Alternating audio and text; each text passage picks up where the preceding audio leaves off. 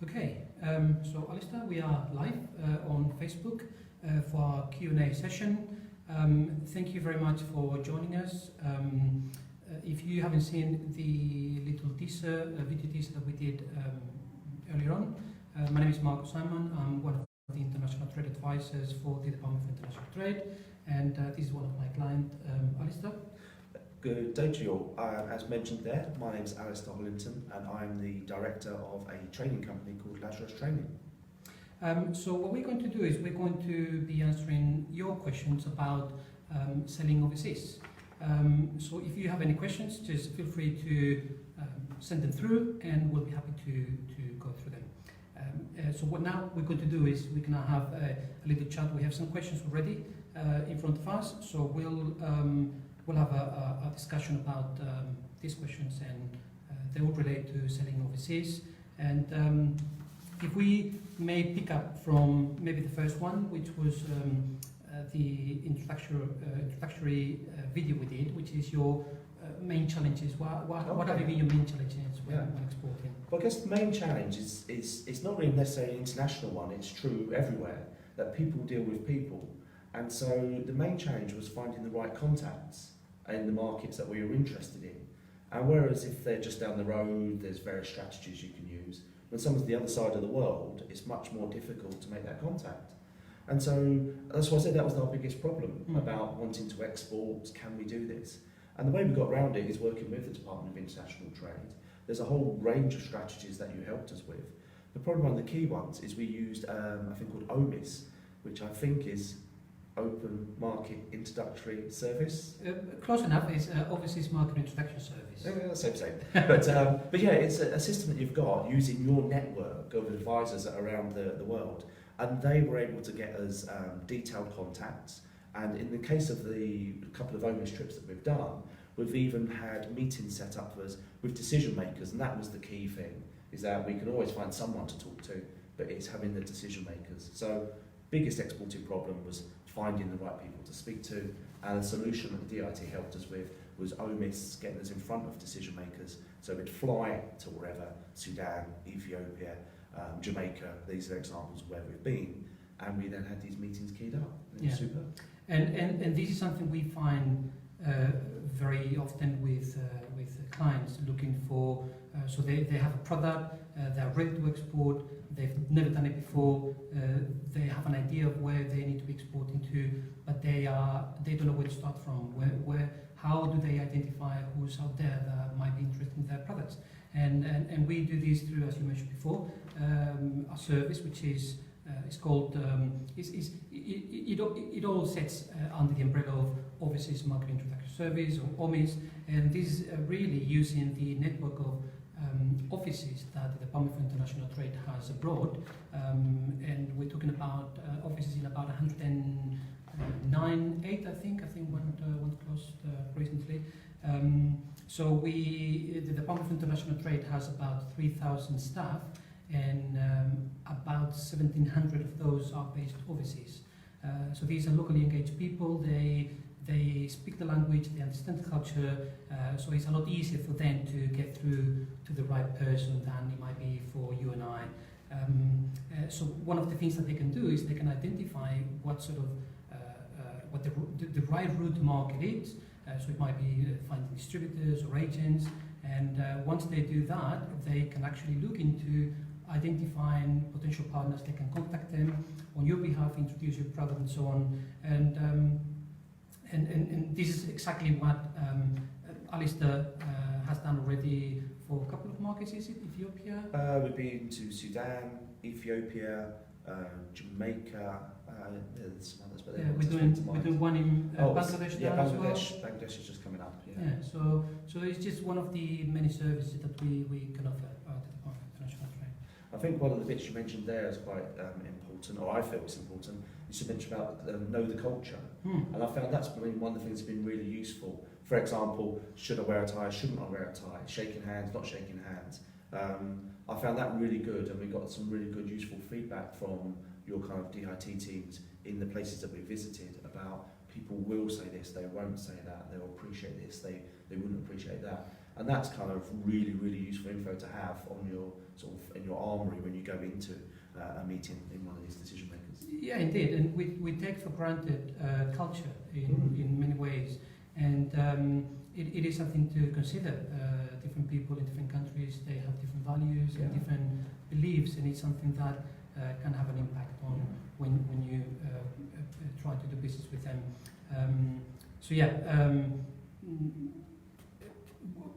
One other thing that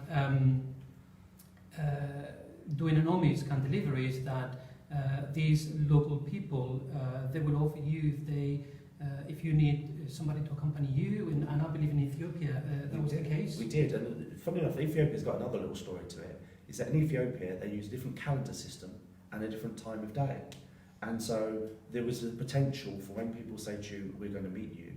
We had a thing come through saying they wanted to meet us at 3 in the morning, and I'm very dedicated to promoting Lazarus Training across the world. But I was like, 3 in the morning, that's a bit of a stretch.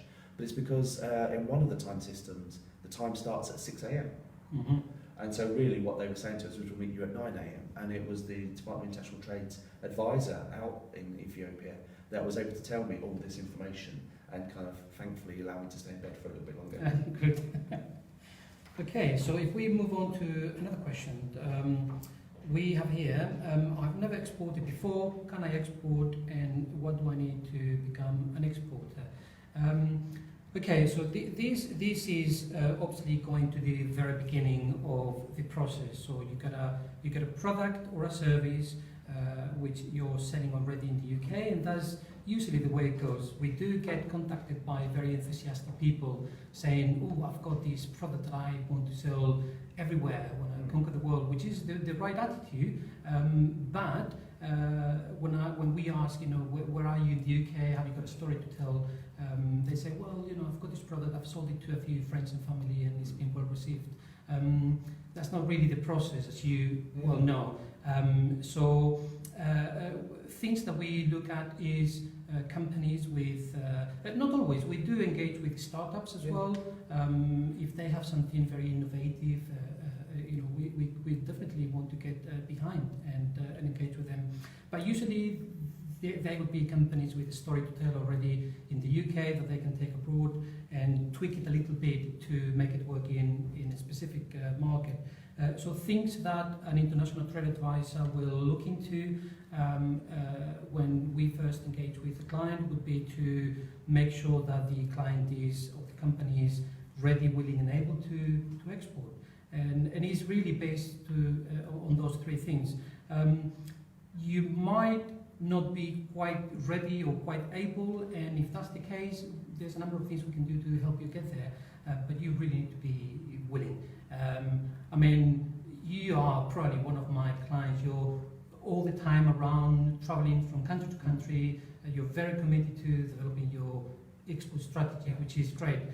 But some people, they say, I want to export my business, I want to grow international trade. And then when we get to the nitty-gritty of it, talking about visiting clients and all that, they say, well, I don't really want to get on a plane and get out there. But obviously, that's something you'd have to kind of limit your options, doesn't it? Definitely, yes. But so ready, willing, and able. If you are ready, willing, and able, then get in touch with your with the Department of International Trade. They'll put you in touch with a trade advisor, and there's a lot of advice that we can provide to help you in your export journey. One thing that you'll need as well is you'll need to have your USP, your unique selling point, because if you're going to be selling something or offering your service abroad to potential clients, you need to think about why should they buy your product or service. So what is it that you have to offer that it's different from the competition? So why should they buy from you instead of from the competition? So that is something that you need to think about when you develop your value proposition to clients.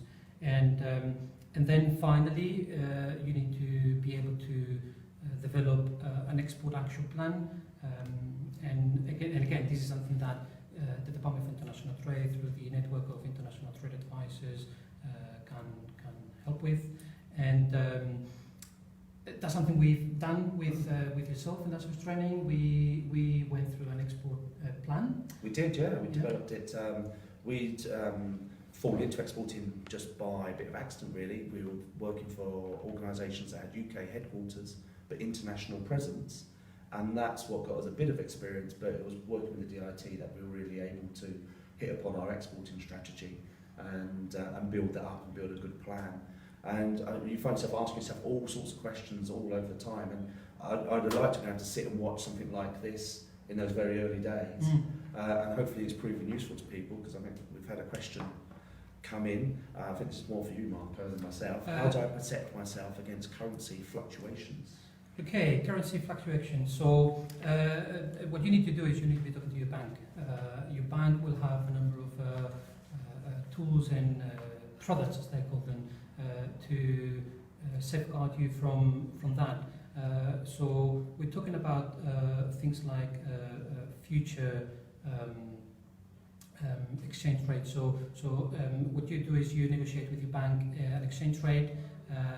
Say, for example, is sterling against the euro. So you negotiate an exchange rate with them, and then whatever happens, however much the currency fluctuates, you have a fixed rate you've negotiated with your bank. So this is probably the best, more basic service out there. So definitely talk to your bank. The Department of International Trade has a very good relationship with most banks in the UK. So talk to them, and they have the answers to currency fluctuations. Okay, so we have another question here. We are a service-based company. Can a service be exported? I'd say yes. Yes, we got the answer right there. Well, we're a service-based company. We provide first aid, medical and safety training. And I must admit, when I first heard of exporting, I was thinking of sending things like a machine that's been built, or a vehicle or bits of a vehicle. I thought of ISO containers being shipped across the world. And it was quite a revelation to realize, no, hey, that service industry, we can take things to different places. And it comes back to your point about you've got to have something about it, a unique selling point. So we've gone in and looked at all the international guidelines. Our training is very, very practical, very immersive and so on. And we found that was transportable around the world. So yeah, in our experience, a service industry can export. Yes, and this is a very common misconception. Companies that provide a service thinking that exporting is just when you have a product, and it's not. The UK is a service-based economy, and I believe the service industry accounts for about 80%, at least in 2017, accounted for 80% of economic output. So yes, you can export a service, and sometimes it's even easier than a product, because a product you might need to adapt labeling, specifications. You need to transport, move around customs if you go outside the EU, for example. But a service is different. So sometimes we find that companies saying, I've never exported before. If you put like for like product and service, the company providing a service usually gets an export order quicker than if you have. Well, that perhaps comes back to the question that we had earlier about the currency fluctuations. We've found that because from the decision maker saying yes to us delivering can often be quite a short period of time, and so your projection and costings, there isn't so much time for currency fluctuation. But yeah, service industry definitely. Yeah, definitely can be exported. We have a question for you, Alistair. What have been the benefits of exporting? Yeah. Okay, well, I mean, there's many. That's the thing. I don't know how long this is meant to last for, so I won't go into loads and loads of detail. But the way we work, doing first aid and safety training, it's a relatively crowded market in the UK. But then once we opened ourselves up to being exporting, taking our product globally, then there's just so many more clients. And therefore there's kind of more chance for the sales, and it'll add to the profitability of the company and so on. So I would say that's been a really good part of it all. Also, it's quite good for a brand, is that we're not just at home, we're international. We found it's quite good for our staff as well, is that when we're sending out training courses and saying to people, look, who wants to go to Manchester, who wants to go to Glasgow, who wants to go to this place and that place, we've got people doing work all over the place. But then when you say, oh yeah, we need a team to go to Jamaica, we need a team to go to Ethiopia, it kind of really motivates the staff as well. So increased customer base, increased sales, increased profits, increased interest and engagement from your staff. I mean, that's just, well, ultimately two. Yeah. So, I mean, we could go into further ones. One that I came to quite late is that you're actually spreading your risk as well. So if, for instance, something really strange happened in the market you work in here in the UK, some new regulation came in perhaps that meant that your offering wasn't quite what it was a little while back, maybe that doesn't apply internationally.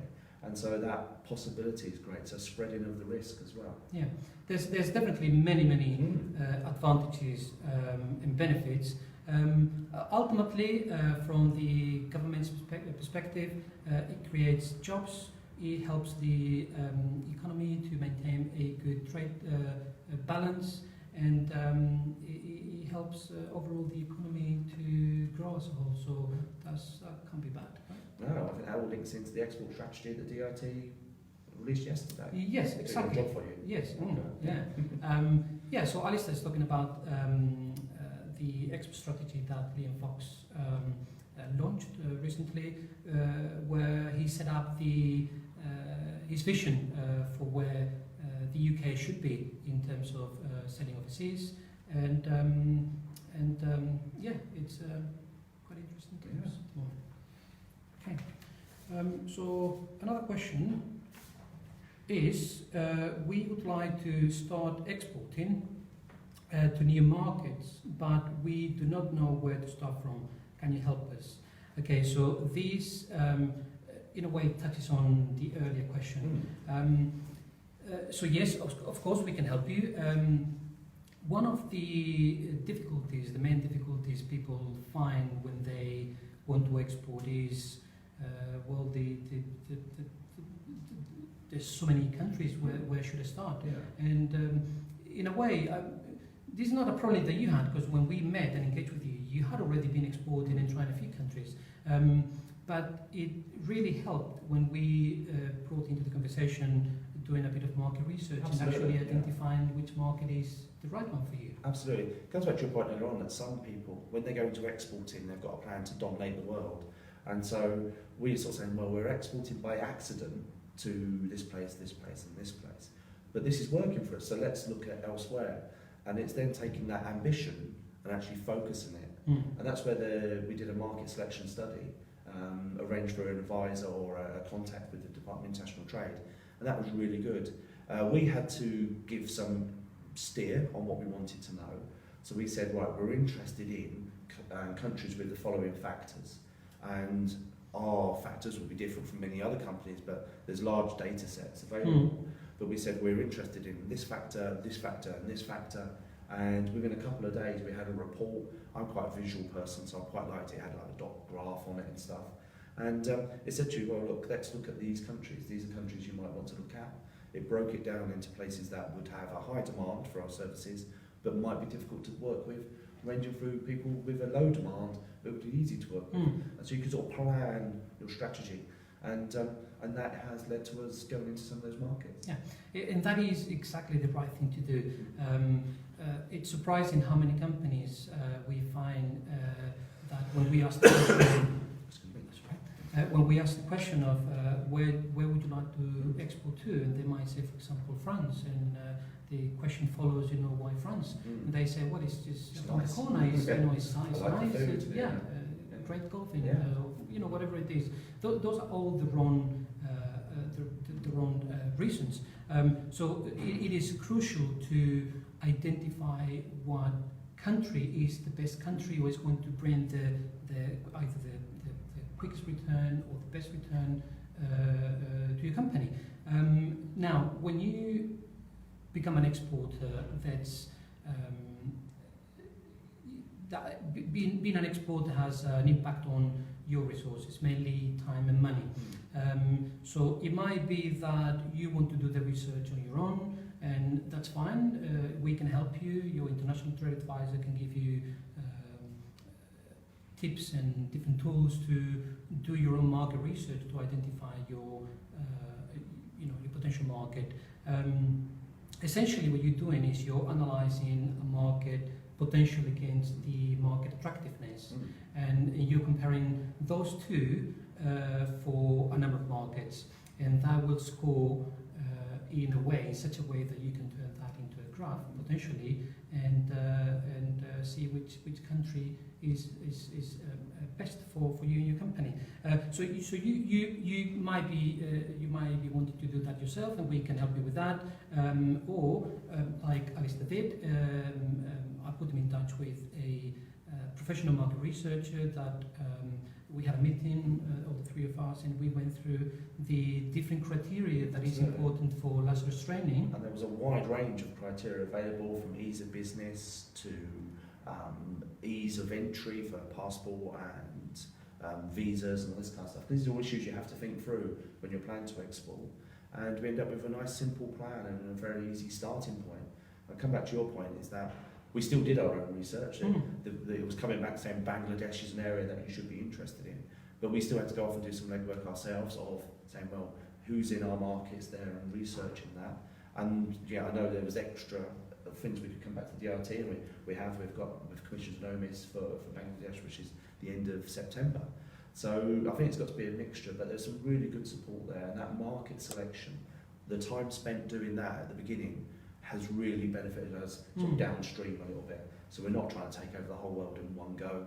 We've got focused markets where we will get a return on the effort. And I always say, even if you're an experienced exporter, and I tell all my clients, having a professional market selection study done, at least it puts it into perspective, and it reassures that what you're doing in the market you're doing is the right thing. You never know, you might find that other markets are off the chart, showing that, you should very high potential. So what I liked as well is it removed any unconscious bias that I might have. So maybe I fancied going to Nigeria, and so maybe I thought it was interesting to go to West Africa, for example. But the data was there, and it kind of points you in certain directions. So I found that really useful to kind of ground us in a way and say, no, look, this is where everything is pointing. Yeah, and I understand this might be maybe for the viewers a little bit difficult to understand. So if we give an example, Lazarus Training example, so what we were able to do with the professional market research was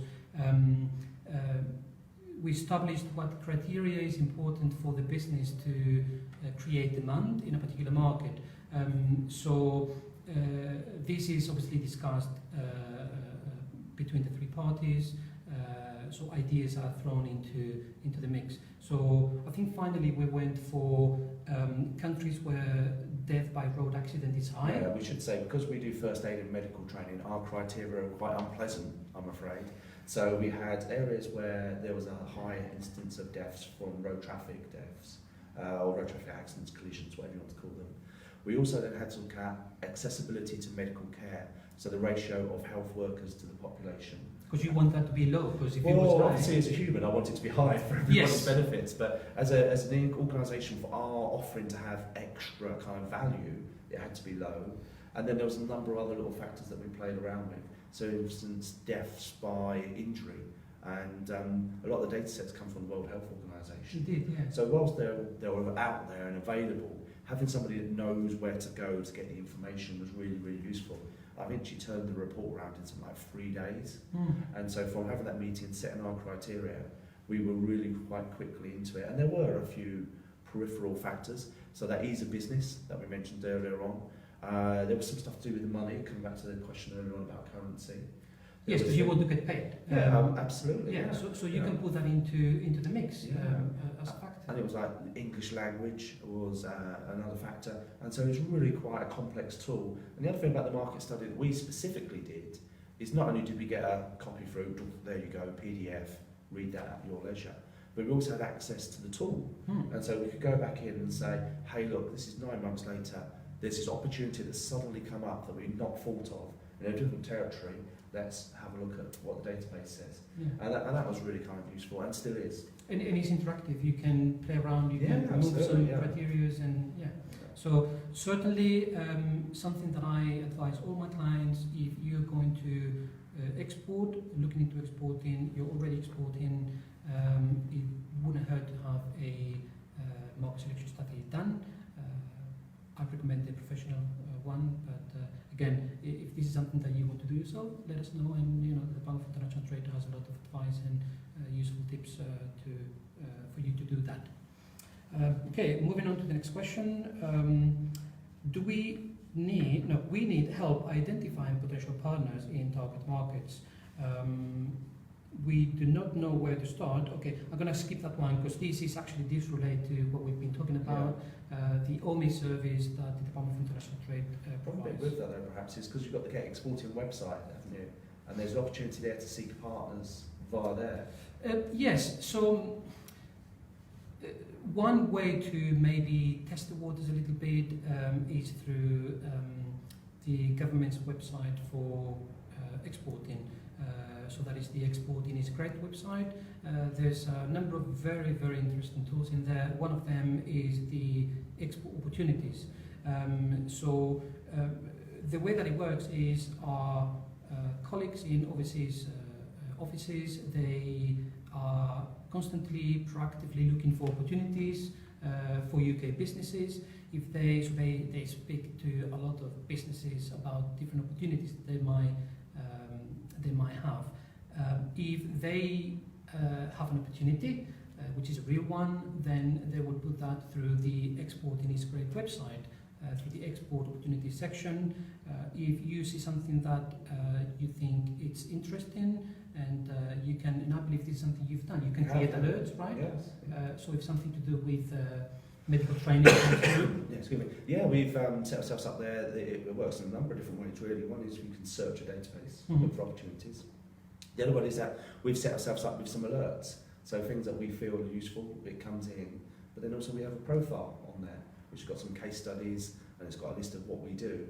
And we've had some of the trade advisors contact us and say, you might be interested in this opportunity. Yeah, so you can actually find business, and you can be found as well by creating a profile.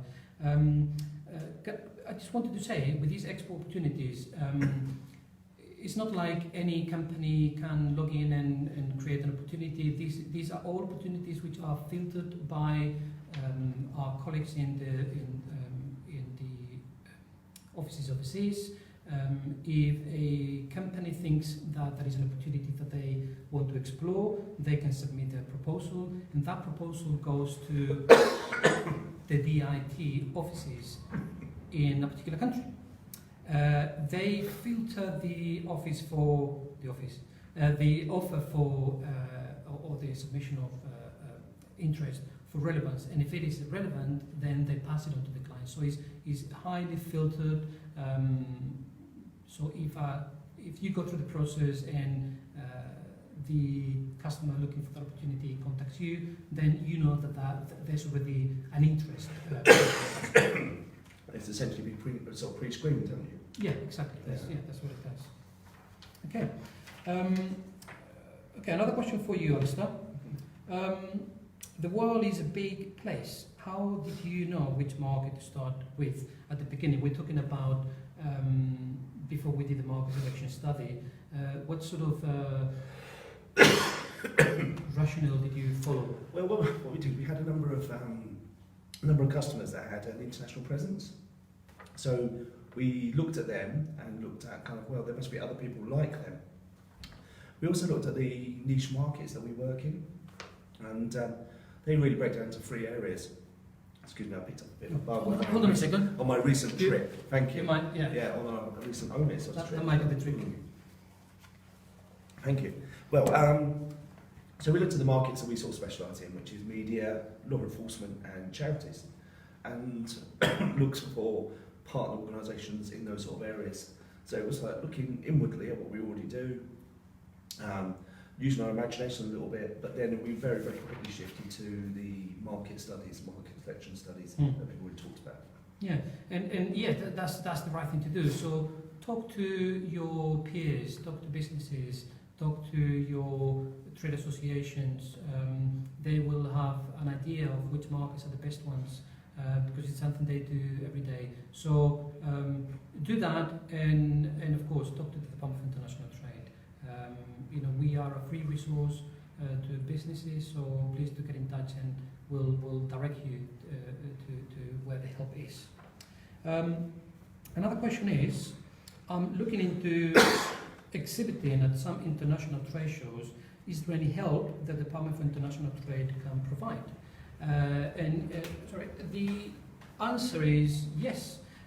There's a lot of help that we can provide, but something that springs to mind, which is a program that the Department for International Trade has, which is called TAP, and that stands for Trade Show Access Program.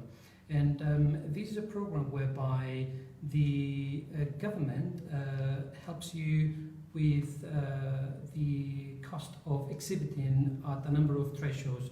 So the way that it works is there is in the .gov.uk website, or if you even Google TAP, Department of International Trade, you'll come to a website where there's a link to an Excel spreadsheet that you can download that has about 350 plus different trade shows internationally that the government supports. So if the trade show that you want to exhibit at is in that spreadsheet, you will have contact details of the person to contact. Depending on the geographical location, there's from between 500 to £2,500 grant towards the cost of the exhibition. You will go under the umbrella of the UK Pavilion, and obviously that will help you to raise your profile as well, but not necessarily. If this is something that you don't want to do, then you should be able to opt out and have a stand of your own if you want. So yes, there's a number of things that we can do, this being one of them. Again, talk to the Department of International Trade for more help.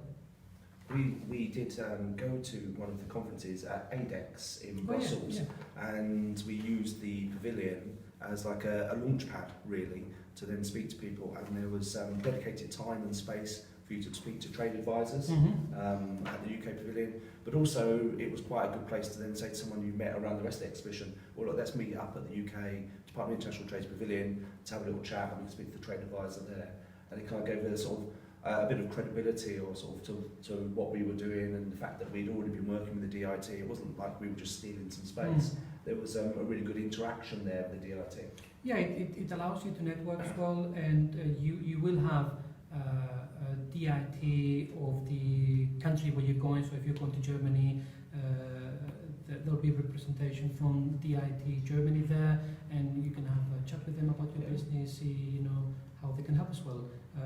So yes, there's a lot of help out there, and some of it is through some sort of funding available as well. If the trade show that you want to exhibit at is in that list. Okay, another question. Okay.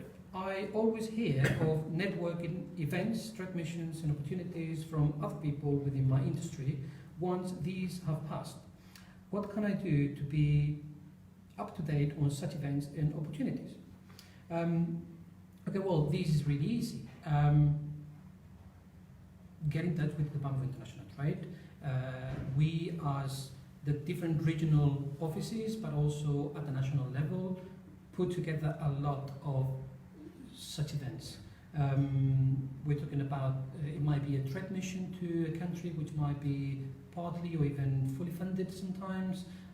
Inward trade missions where we invite buyers from a particular sector to come in and sit down with UK suppliers.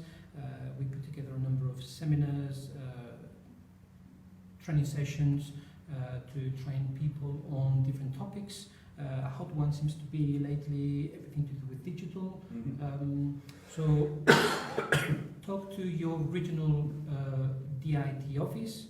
They will have a number of probably a website where you can check the different events they put together. A lot of them are on Eventbrite as well, aren't they?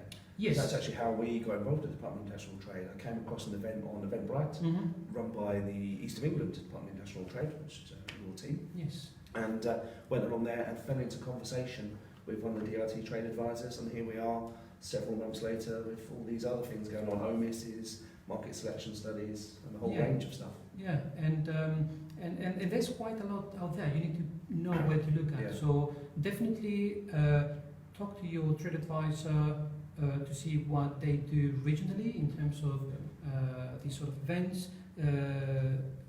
Search online, DIT at the national level. I believe, I don't remember the exact website, but if you actually Google DIT Horizon events, then you will come to a website where you have all the events that the Department of International Trade at the national level, and that sometimes includes the regional ones as well. So you'll see everything that's going to happen in the near future. Then talk to your sector and industry trade associations. Talk to your local chambers of commerce. They do a lot of training events and different things. And the British Chamber network outside in different countries, they run proactively events where they invite UK businesses to visit the country and maybe have one-to-one with some local buyers. So yeah, that will be the way to go. Okay, with the digital presence of a business becoming ever more important, are there any digital tips, tools you can recommend? Yes, indeed. A number of them.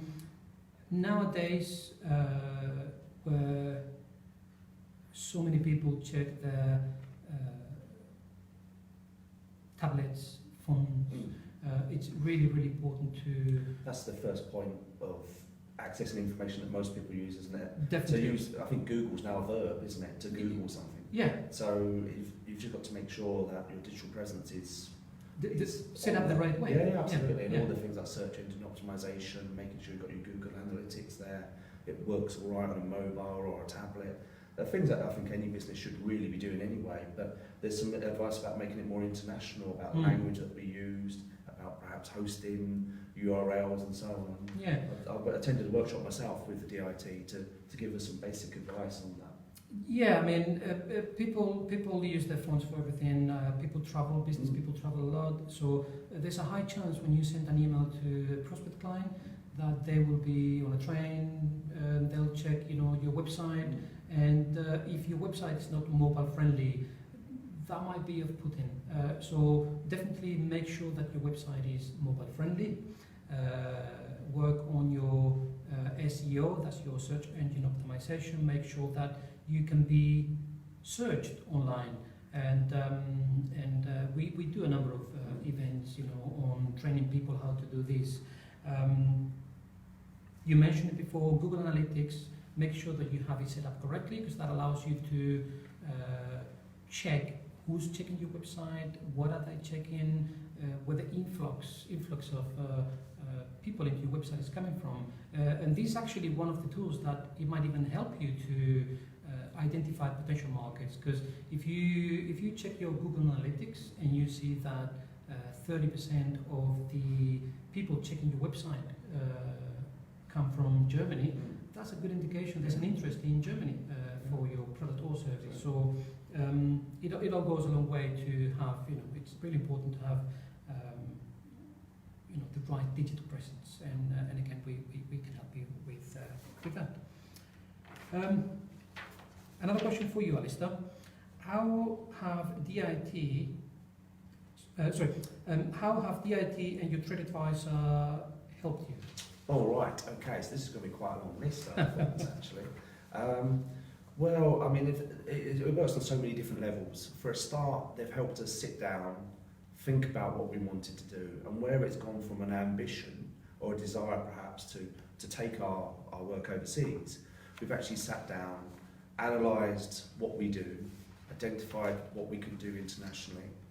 We've then been helped to research the markets that we can go into, And like I say, getting rid of my biases and stuff, it's actually helped us look at the proper data behind it all. It's made us think about our offering. It's helped the DIT's helped us with preparing our ideas so they're more international. So when we send information across to somebody, that it's more salient perhaps, that it's easy to understand, almost like copywriting in a way. We've had some guidance on that. It's helped us with our sort of confidence, it's helped us with logistics, because we were very lucky to be awarded a grant, part of the Get Exporting grant, to help us with match funding towards some of the trips and research and stuff that we've done. So, I mean, what's that? That's probably got about 8 or 9 different things already, isn't it? Yeah. So ultimately what we do, it's your TripAdvisor, we are facilitators, so we facilitate the opportunity. So it is your business and you take all the decisions, and we work with you to make sure that those decisions are the right ones. So we provide the guidance and give you access to the different tools and resources that we have. So we ultimately what we do is we facilitate the opportunities for you to go out there and you know, explore and maximize your potential abroad.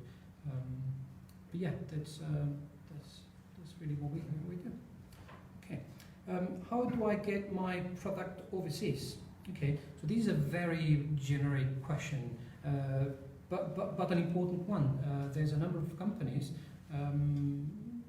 big and small, that they consider at some point exporting for the first time, obviously.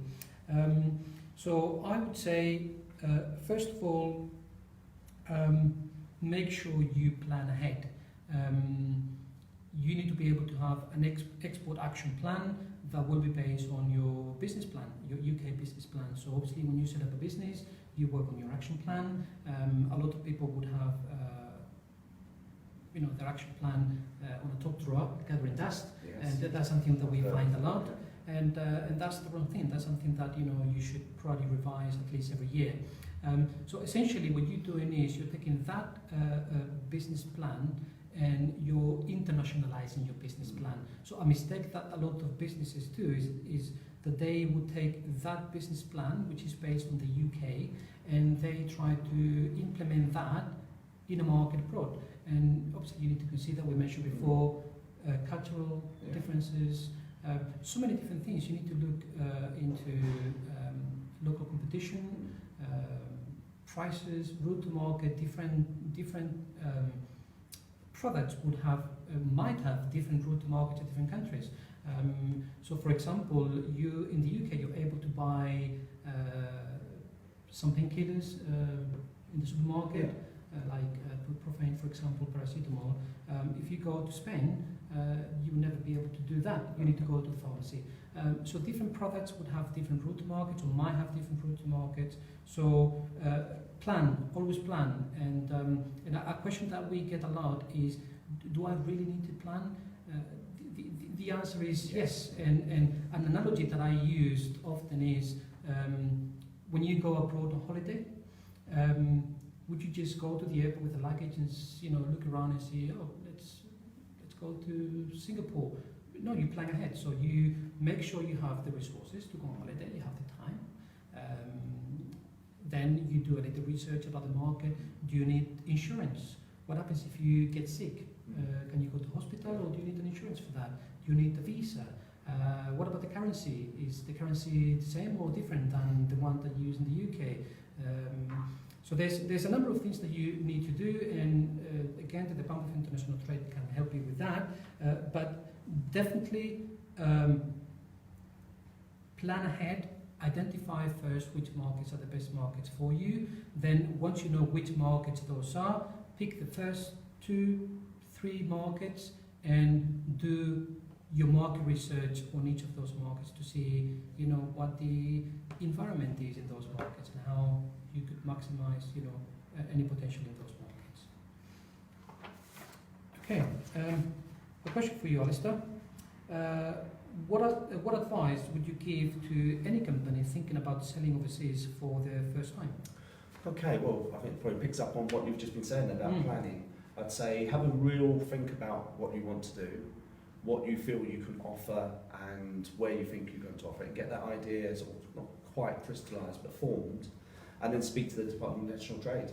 That's quite an easy answer, really.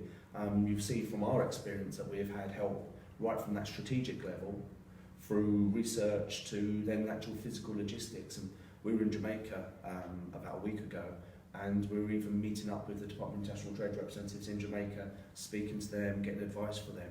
So they've been with us at every stage along our sort of exporting journey, as we perhaps could call it. So I'd say 2 bits. One, think about it really carefully before you start, and then secondly, contact the Department of International Trade quite early in that process. Yeah, great. If I may come back to the earlier question on how to get your product overseas, if you've never done it before, it could be quite overwhelming sometimes. So don't just, jump into a market. There's a number of things that you can do to test the waters. And certainly if you have a product, something physical that you're selling, you might want to maybe use e-marketplaces.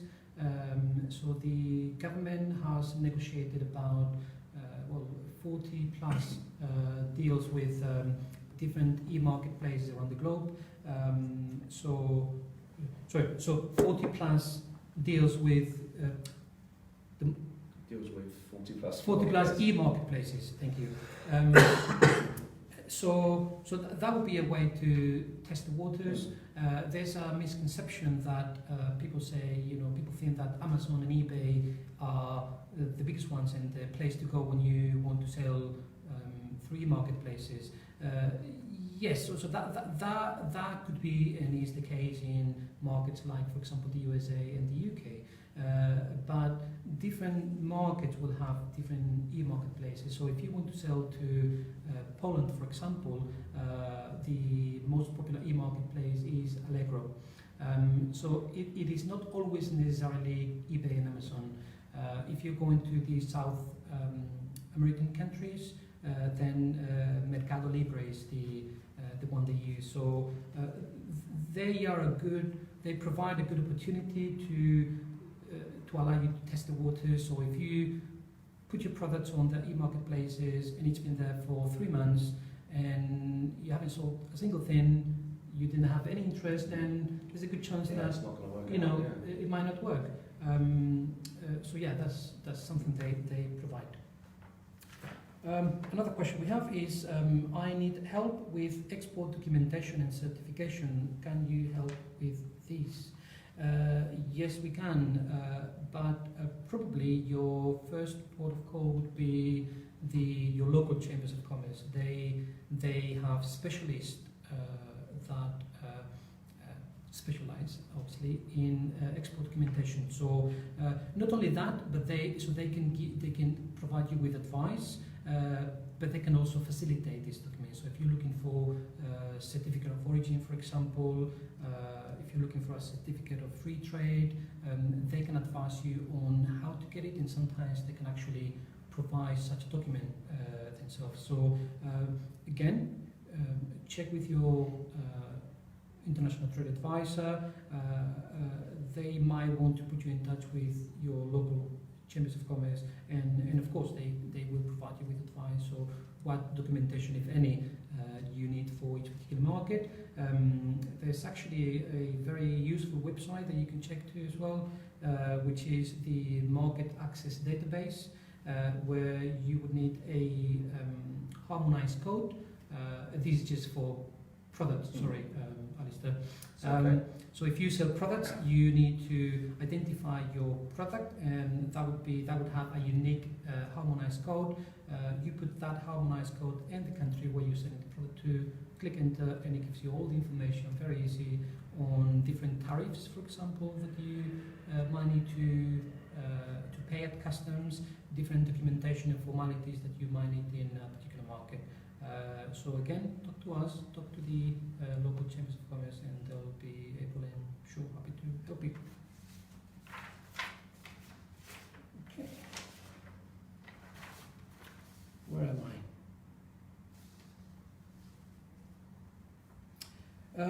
Okay, so this one is touching a little bit on an earlier point. So the question is there any advice you can offer regarding protecting intellectual property? this is very, very, very important thing that many companies overlook. Before you go into a market, make sure, or even if you're in that market already and you haven't done it yet, make sure that you protect your intellectual property. So the first obvious one is your trademark. Make sure that you trademark your brand so that nobody else can operate under that brand name. But we're talking about trademarks, registering your designs, so designs are protected. Domain names, websites. Domain names, that is something that it's overlooked so often. It's not, people don't consider them as a intellectual property, No. and it is.